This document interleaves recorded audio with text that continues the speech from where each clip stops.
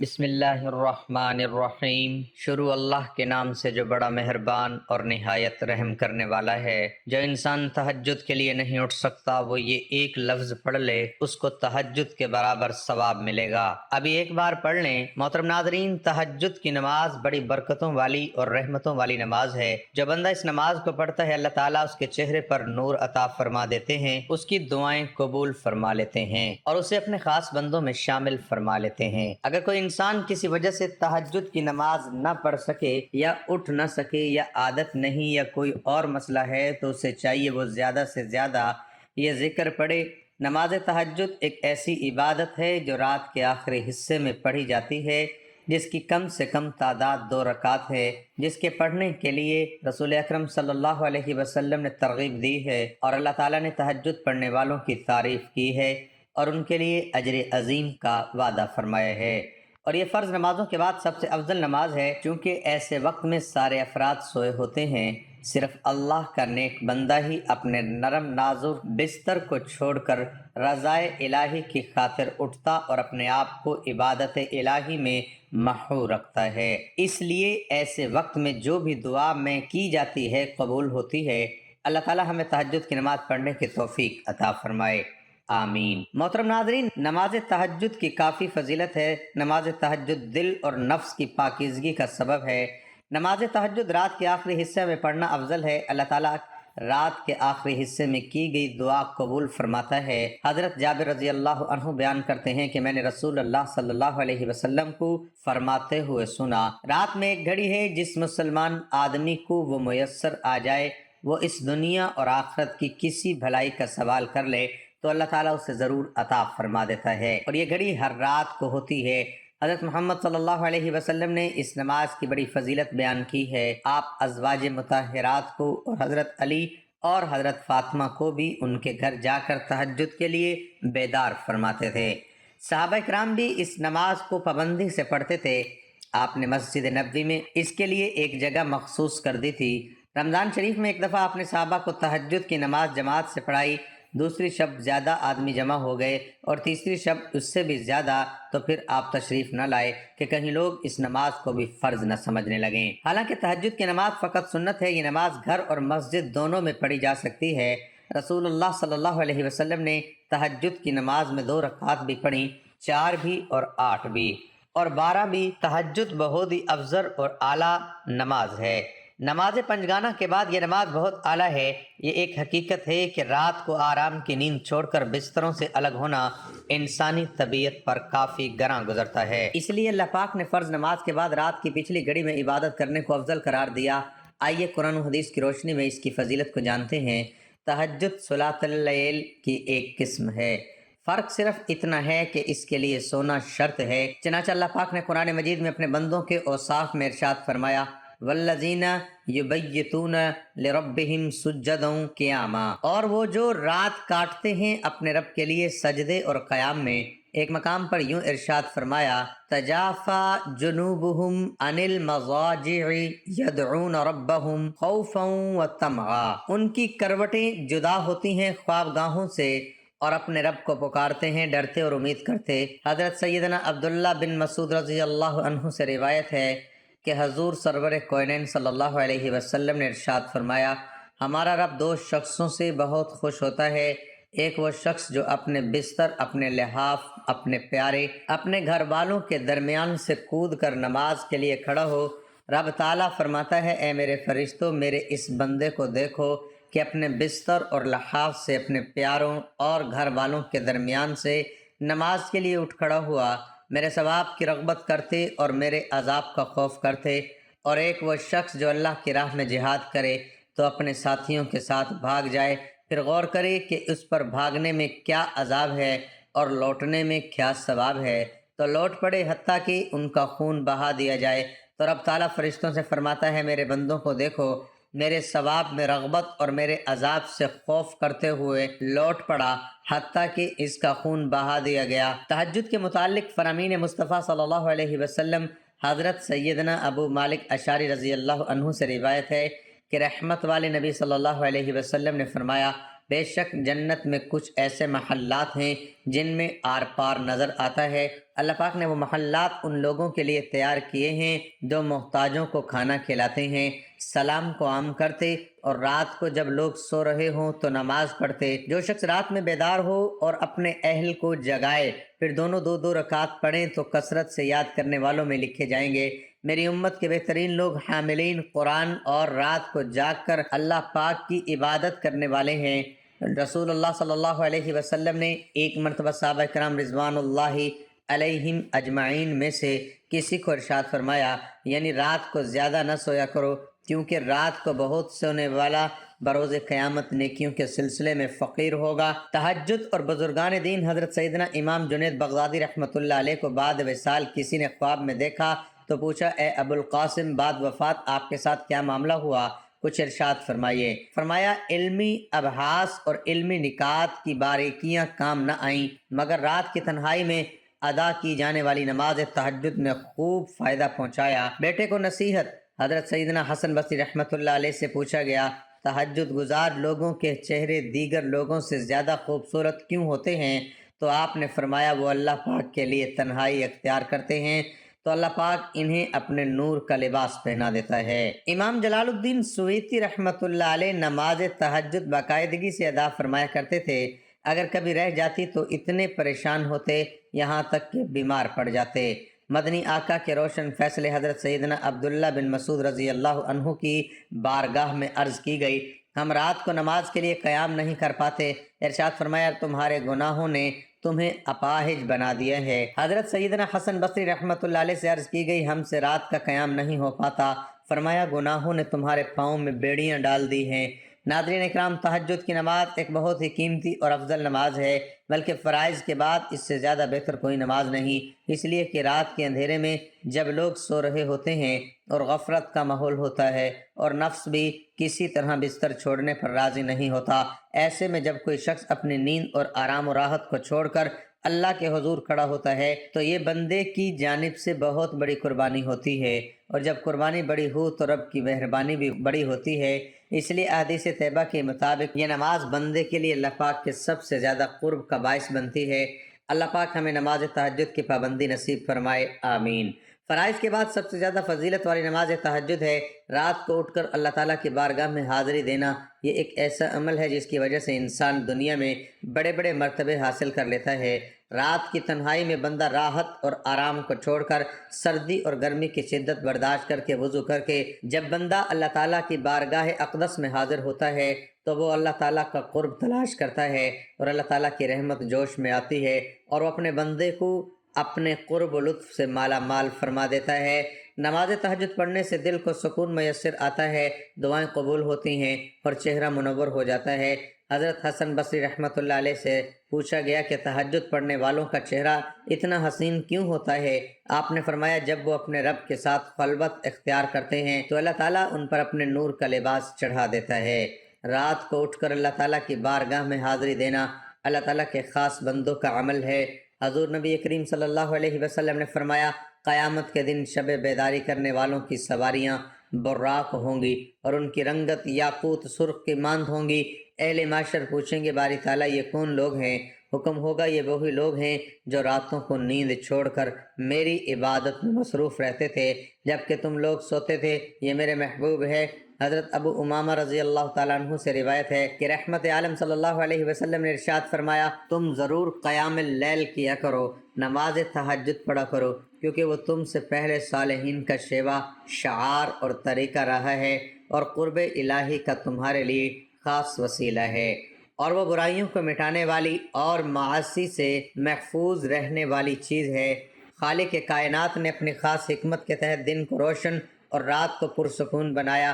رات کے سناٹے میں جیسا سکون آرام میں اور خصوصاً عبادت میں ملتا ہے ویسا کسی دوسرے وقت میں نہیں ملتا۔ یہی وجہ ہے کہ رات کی تنہائی میں عوام تو خواب غفلت میں مست ہوتے ہیں مگر خواص یاد الہی میں مشغول ہوتے ہیں، بلکہ یہ لوگ رات کا انتظار کرتے ہیں۔ نماز تہجد کی 4 خصوصیات۔ نماز تہجد کی پہلی خصوصیت یہ ہے کہ وہ دو قدیم سے صلحاء کا شعار طریقہ اور اس کی عبادت رہی ہے۔ اس میں 2 باتوں کی طرف اشارہ ہے۔ ایک تو یہ کہ سب سابقہ کے اولیاء اور صلحاء نماز تہجد کا اہتمام کرتے تھے، تمہیں بطریق اولا اس کا اہتمام کرنا چاہیے کیونکہ تم تو خیر الامم ہو۔ دوسرا اس طرف اشارہ ہے کہ نماز تہجد صالحین کا شیوہ ہے، جو اس کا اہتمام نہیں کرتا وہ صالحین کاملین میں سے نہیں۔ ایک حدیث کا مفہوم ہے، میری امت کے شرفاء حاملین قرآن کو پڑھنے سمجھنے اور اس پر عمل کرنے والے اور تہجد گزار لوگ ہیں۔ نماز تہجد کی دوسری خصوصیت یہ ہے کہ وہ قرب الہی کا وسیلہ ہے، اس سے رب کریم کی قربت و محبت نصیب ہوتی ہے۔ حدیث کا مفہوم ہے، اللہ تعالیٰ اپنے بندے کے سب سے زیادہ قریب رات کے آخری پہر میں ہوتا ہے، لہٰذا تم بھی اس وقت اس کے یاد کرنے والوں میں ہو سکتے ہو، ضرور ہو جاؤ۔ تہجد اور ذکر اللہ کے ذریعے اس کا قرب بآسانی حاصل ہو سکتا ہے۔ ظاہر ہے کہ ایک بندے کے لیے اس سے بڑی کوئی سعادت ہرگز نہیں ہو سکتی، کیونکہ ساری شریعت عبادات اور اطاعت سے معبود حقیقی کی قربت و محبت ہی ہوتی ہے، جو نماز تہجد سے بآسانی حاصل ہوتی ہے۔ ملا علی قاری رحمۃ اللہ علیہ فرماتے ہیں، اس حدیث قدسی کی طرف اشارہ ہے جس میں رب العالمین نے فرمایا کہ بندہ برابر نوافل کے ذریعے میرا قرب حاصل کرتا رہتا ہے یہاں تک کہ میں اس سے محبت کرنے لگتا ہوں، اور نوافل میں افضل ترین نماز تہجد ہے، جیسا کہ حدیث کا مفہوم ہے فرض نمازوں کے بعد سب سے افضل تہجد کی نماز ہے، لہذا اللہ تعالیٰ کی محبت اور قربت کے حصول کا یہ اہم ترین ذریعہ اور وسیلہ ہے۔ حضرت شیخ الزماں فرماتے ہیں کہ صوفیاء اور اشقاق کے لیے تہجد مثل براق کے ہیں، جیسے شب معراج میں حضور صلی اللہ علیہ وسلم براق کے ذریعے آن کی آن میں کہاں سے کہاں پہنچ گئے، ایسے ہی صوفیاء بھی تہجد کے ذریعے کہاں سے کہاں پہنچ جاتے ہیں۔ نماز تہجد کی تیسری خصوصیت یہ ہے کہ وہ کفار سیئات کا ذریعہ ہے۔ ارشاد باری تعالیٰ کا مفہوم ہے کہ نیکیاں برائیوں کو مٹا دیتی ہیں اور نماز تہجد بہت بڑی نیکی ہے۔ اس سے حق تعالیٰ گناہوں کو مٹاتے ہیں، جیسے موسم پت جھڑ میں تیز و تند ہوا درخت سے سوکھے پتوں کو گرا دیتی ہے، اسی طرح نماز تہجد گناہوں کو مٹا دیتی ہے۔ اس کی چوتھی خصوصیت یہ ہے کہ وہ گناہوں سے بچاتی ہے اور ترک معاصی سے تہجد کی توفیق نصیب ہوتی ہے، اور تہجد سے حفظ معاصی کی توفیق ملتی ہے۔ حدیث میں ہے کہ حضور صلی اللہ علیہ وسلم سے کسی کے متعلق یہ شکایت کی گئی کہ فلاں آدمی رات کو تہجد تو پڑھتا ہے مگر دن میں چوری کرتا ہے۔ آپ صلی اللہ علیہ وسلم نے فرمایا، ان قریب اس کو تہجد کی نماز برائی سے روک دے گی، کیونکہ نماز کی یہی خاصیت ہے کہ اگر اسے صحیح طریقے پر قائم کیا جائے تو وہ نماز کو برائی سے روکتی ہے۔ الغرض نماز اور تہجد سے حفظ معاصی کی توفیق ملتی ہے۔ خصوصاً حضرت حسن بصری رحمۃ اللہ علیہ کی خدمت میں ایک شخص حاضر ہو کر کہنے لگا، حضرت تہجد کی توفیق نہیں ملتی، کوئی ترتیب بتلائیں۔ تو آپ رحمۃ اللہ علیہ نے فرمایا، دن میں معاصی سے اجتناب کرو تو رات میں تہجد کی توفیق نصیب ہوگی۔ معلوم ہوا کہ ترک معاصی اور توفیق تہجد لازم و ملزوم ہے۔ اللہ تعالی ہمارے تمام گناہوں کو معاف فرما دے، آمین۔ ایک حدیث میں پیارے نبی صلی اللہ علیہ وسلم نے فرمایا، اے لوگو، جو بندہ تہجد کی نماز کسی وجہ سے نہ پڑھ سکے تو اسے چاہیے کہ زیادہ سے زیادہ سبحان اللہ و بحمدہ سبحان اللہ العظیم کو زیادہ سے زیادہ پڑھے۔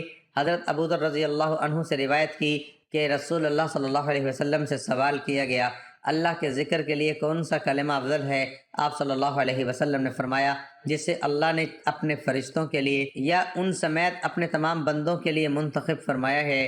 سبحان اللہ و بحمدہ سبحان اللہ العظیم میں ہر نعمت کے لیے اللہ کی حمد کے ساتھ ہر ناشایان چیز سے اس کی پاکیزگی بیان کرتا ہوں۔ صحیح مسلم کی روایت میں نبی کریم صلی اللہ علیہ وسلم سے منقول ہے کہ جو شخص 100 مرتبہ اللہ تعالیٰ کی تسبیح سبحان اللہ بیان کرے، اللہ تعالیٰ اسے 1000 نیکیاں عطا فرماتے ہیں۔ نیز صحیح مسلم کی دوسری روایت میں سبحان اللہ کے ساتھ و بحمدہ پڑھنے کا اضافہ ہے، اور اس کی فضیلت یہ ارشاد فرمائی گئی کہ جو شخص روزانہ 100 مرتبہ یہ تسبیح پڑھتا ہے اس کے گناہ معاف کر دیے جائیں گے، اگرچہ وہ سمندر کی جھاگ کے برابر ہی کیوں نہ ہو۔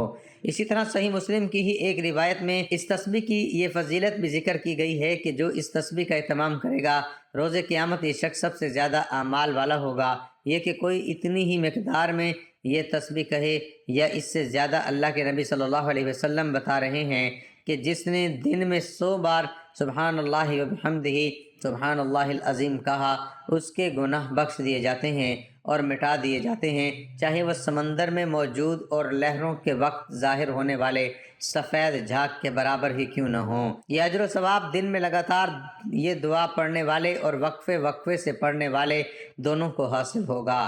تسبیح کا مطلب ہے اللہ کو تمام نقائص سے پاک ماننا، اور حمد کا مطلب ہے اسے ہر اعتبار سے کامل ماننا اور ساتھ میں اس سے محبت بھی رکھنا اور اس کی تعظیم بھی کرنا۔ اس حدیث میں گناہوں کی معافی سے مراد صغیرہ گناہوں کی معافی ہے، کبیرہ گناہوں کے لیے توبہ ضروری ہے۔ رسول اللہ صلی اللہ علیہ وسلم نے ایک دن صحابہ کرام رضوان اللہ علیہم اجمعین سے فرمایا، سبحان اللہ و بحمدہ سبحان اللہ العظیم 100 مرتبہ پڑھو۔ جس نے اسے 1 مرتبہ پڑھا اس کے لیے 10 نیکیاں لکھی جائیں گی، اور جس نے اسے 10 مرتبہ پڑھا اس کے لیے 100 نیکیاں لکھی جائیں گی، اور جس نے اسے 100 مرتبہ پڑھا اس کے لیے 1000 نیکیاں لکھی جائیں گی، اور جو زیادہ پڑھے گا تو اللہ رب العزت بھی اسے زیادہ عطا کریں گے، اور جو اللہ رب العزت سے بخشش طلب کرے گا تو اللہ رب العزت اسے بخش دیں گے۔ ناظرین، اس کو پڑھنے کی وجہ سے اللہ رب العالمین اسے تہجد پڑھنے کے برابر ثواب عطا فرمائیں گے، تو زیادہ سے زیادہ اس کو آپ دن اور رات میں پڑھتے رہیں، اس کی وجہ سے آپ کو تہجد پڑھنے والوں کے برابر اجر ملتا رہے گا۔ ویسے کوشش کرنی چاہیے کہ تہجد کی نماز پڑھنی چاہیے، اگر نہ پڑھ سکیں تو ذکر کو ضرور اپنی زبان پر سجائے رکھیں، اس کی برکت سے آپ کو دنیا و آخرت کی بہت ساری نعمتیں بھی ملیں گی اور آپ کا رب بھی آپ سے راضی ہوگا انشاءاللہ۔ تو آپ اس عمل کو لازمی کریں تاکہ آپ کے لیے آسانیاں پیدا ہوں اور نعمتوں کی فراوانی ہو۔ وہ ہستی جسے کسی آنکھ نے نہیں دیکھا، جسے کوئی گمان نہ چھو سکا، تعریف کرنے والے اس کی تعریف سے عاجز رہے، نہ حادثات اسے بدل سکے، اسے زمانے کی بے ثباتی کا کوئی خوف نہیں ہے، پہاڑوں کے وزن اور سمندروں کی پیمائش کا علم اس کے پاس ہے، بارش کے قطروں اور درختوں کے پتوں کے عدد سے خبر ہے، کسی پر رات کی ظلمت اور دن کی روشنی ہے، سب جانتا ہے، اس پر آسمان کی بلندی، زمین کی پستی، زمین کی گہرائی، سمندر کی گہرائی اور پہاڑوں کی چوٹی پر کوئی چیز پوشیدہ نہیں، وہ ہر چیز کو اس کے تمام تفاصیر کے ساتھ جانتا ہے۔ آپ آہستہ سے بولیں یا زور سے، وہ آپ کے اندر چھپے تمام بھیدوں سے باخبر ہے، وہ تمہارے سانس کو نکلنے اور اترتے ہوئے دیکھتا ہے، رگوں میں چلنے والے خون کی آواز سنتا ہے، پتے کے ٹوٹنے اور زمین پر اس کے گرتے وقت آواز کو سنتا ہے،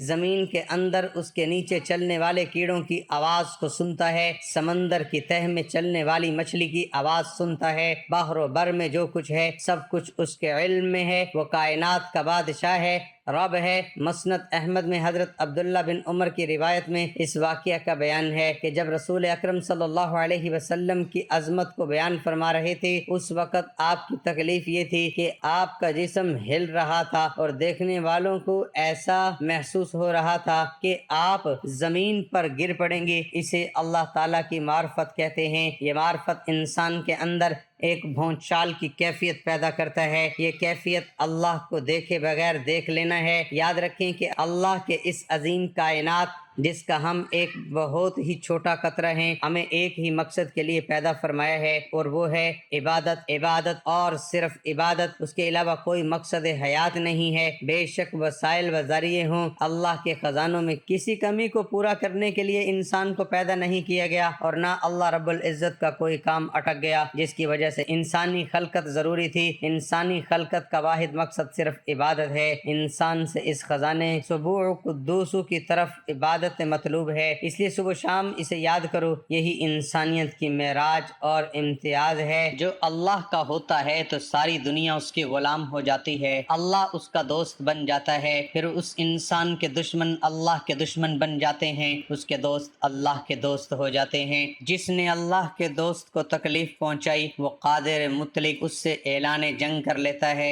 اللہ کا تو ہو کر دیکھیے، اللہ کی ذات کو مقصد بنا کر زندگی گزار کر تو دیکھیے۔ اللہ کے لیے مرنا، اس پر مٹنا سیکھیں، اس کے لیے جینا سیکھیں۔ خوشی بھی وہی ہو جو اسے پسند ہو، غم میں بھی اس کا لحاظ اظہار بھی جو اسے پسند ہے اور خفا بھی جو اسے پسند ہو، ہر دم اور ہر لمحہ اس کی رضائے مطلوب کو مقصود ہو۔ اللہ تعالیٰ کی عبادت کے ساتھ ساتھ ہمیں ہر پل، ہر وقت، ہر لمحہ شکر ادا کرنا چاہیے۔ اسلام نے شکر ادا کرنے کے ہمیں 4 طریقے بتائے ہیں: دل سے شکر ادا کرنا، زبان سے شکر ادا کرنا، نعمتوں کے استعمال سے شکر ادا کرنا، مخلوق خدا کی خدمت سے شکر ادا کرنا۔ اگر کوئی آپ پر احسان کرتا ہے، آپ اس کی بجائے احترام کسی اور کا کریں تو وہ ناراض ہو جائے گا۔ بالکل اسی طرح اللہ تعالیٰ نے ہمیں بے شمار نعمتوں سے نوازا ہے، اگر ہم اللہ کی بجائے کسی اور کا احترام و اکرام کریں گے تو اس کے عمل سے اللہ تعالیٰ بہت ناراض ہو جاتا ہے۔ یہ ایک فطرتی اصول ہے